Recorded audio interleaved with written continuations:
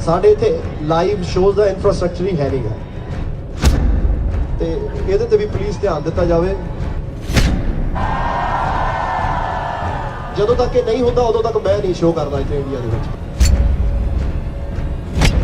Concert economy का है,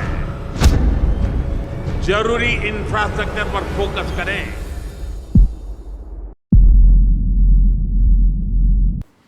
आज हम बात करने जा रहे हैं एक ऐसे टॉपिक पर जो शायद आपको शॉक कर दे।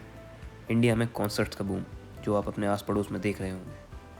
आज की वीडियो में हम कवर करेंगे पूरी details, history, present trends, future predictions और हाँ कुछ सीक्रेट इनसाइडर न्यूज़ भी जो आप कहीं और नहीं सुनेंगे। आइए शुरू करते हैं। सबसे पहले थोड़ी हिस्ट्री से शुरू करते हैं। पहले इंडिया में लाइव म्यूज़िक या कॉन्सर्ट्स का कॉन्सेप्ट बहुत लिमिटेड था। 70s और 80s में बस क्लासिकल म्यूज़िक और लोकल कल्चरल इवेंट्स होते थे। बॉलीवुड शोज़ भी होते थे पर लाइव इंटरनेशनल कॉन्सर्ट्स वो किसी ने सोचा तक नहीं था। 90s में लाइव परफॉर्मेंस केवल लोकल एक्ट्स तक लिमिटेड था जो कि कल्चरल बेस्ड होते थे। अर्ली 2000 तक इंडी बैंड्स और small scale music festivals India में आने लगे थे। 2010 तक एड शेरान, रोलिंग स्टोन्स और इंटरनेशनल डीजेस ने इंडिया में आना शुरू कर दिया था। आज हम बात करते हैं नंबर्स की। 2023 में इंडिया का live music industry market 2000 crore rupees था। हर साल लगभग 500 प्लस मेजर कॉन्सर्ट्स और फेस्टिवल्स होस्ट किए जाते हैं। ये ग्रोथ रेट लगभग 30% है। और जो मेन शहर हैं जैसे कि मुंबई, दिल्ली, बेंगलोर, इनसे हट के अब टीयर 2 और टीयर 3 शहर जैसे इंदौर, कोची, गुवाहाटी, यहाँ पे भी बड़े बड़े शोज़ हो रहे हैं। अब बात करते हैं उन फैक्टर्स की जो इस बूम को फ्यूल कर रहे हैं। Digital revolution and streaming culture.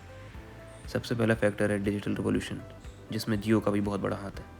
Streaming platform जैसे स्पॉटिफाई, एप्पल म्यूज़िक और यूट्यूब ने ग्लोबल म्यूज़िक को डायरेक्टली इंडियन ऑडियंस तक पहुँचाया। दूसरा है rising disposable income and youth culture. India के यूथ के पास आज डिस्पोजेबल इनकम भी ज़्यादा है और उनका टेस्ट ग्लोबल हो चुका है। यही वजह है कि इंटरनेशनल कॉन्सर्ट्स और हाई एंड फेस्टिवल्स ने इन्हें अट्रैक्ट किया है। तीसरा जो एक बहुत ही बड़ा फैक्टर है वो है corporate sponsorships and big brand involvement.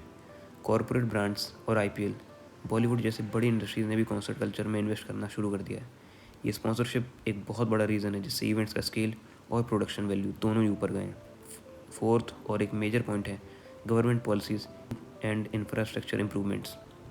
अब बात करते हैं कि ऐसे कॉन्सर्ट की जिसने सारे रिकॉर्ड्स को तोड़ दिया है। कोल्ड प्ले का मुंबई कॉन्सर्ट। 7 साल बाद जब कोल्ड प्ले इंडिया आया तो उन्होंने पूरे एक्सपेक्टेशंस को एक्सीड कर दिया जिससे फैंस के अंदर एक नई एक्साइटमेंट आ गई।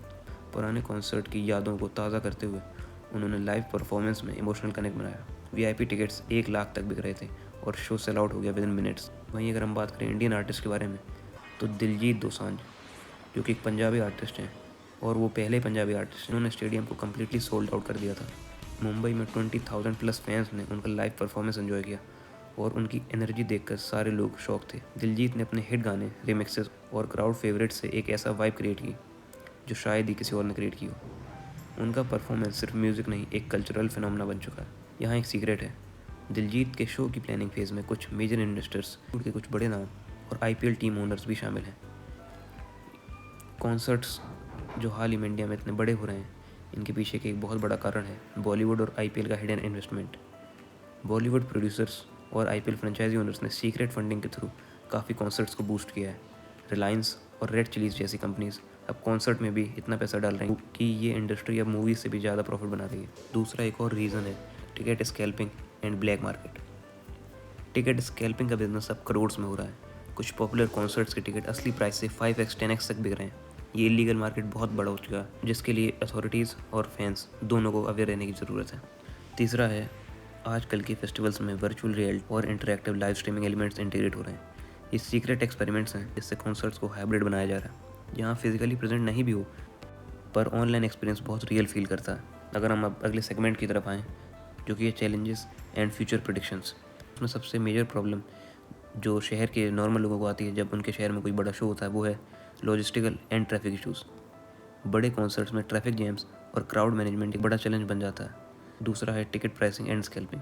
जैसा कि हमने पहले बताया टिकट प्राइसेस स्काई रॉकेट हो रहे हैं और इलीगल मार्केट्स ने बहुत बड़ी प्रॉब्लम क्रिएट कर दी है। अथॉरिटीज़ को इस पर काफ़ी स्ट्रिक्ट एक्शन लेने की ज़रूरत है। तीसरा है इंफ्रास्ट्रक्चर इम्प्रूवमेंट्स। फ्यूचर में और better infrastructures, smart city solutions और एनहेंस सिक्योरिटी प्रोटोकॉल्स, ये सारे चैलेंजेस को टैकल करना हो जिसके लिए हमारी सेंट्रल गवर्नमेंट ने भी इनिशिएटिव्स लेना स्टार्ट कर दिए हैं। और लास्ट है फ्यूचर ऑफ हाइब्रिड कॉन्सर्ट्स। बताया कि वर्चुअल रियलिटी और हाइब्रिड एक्सपीरियंस का ट्रेंड बढ़ रहा है। आने वाले टाइम में आपको ऐसे कॉन्सर्ट देखने को मिल सकते हैं जहाँ फिजिकल और डिजिटल एक्सपीरियंस दोनों मर्ज हो जाएं। तो आज के ट्रेंड लाइन के हिसाब से अगर हम देखें तो ओवरऑल फ्यूचर बहुत ब्राइट लग रहा है। इंडिया का कॉन्सर्ट कल्चर और स्टैंडर्ड्स पे पहुँच रहा है।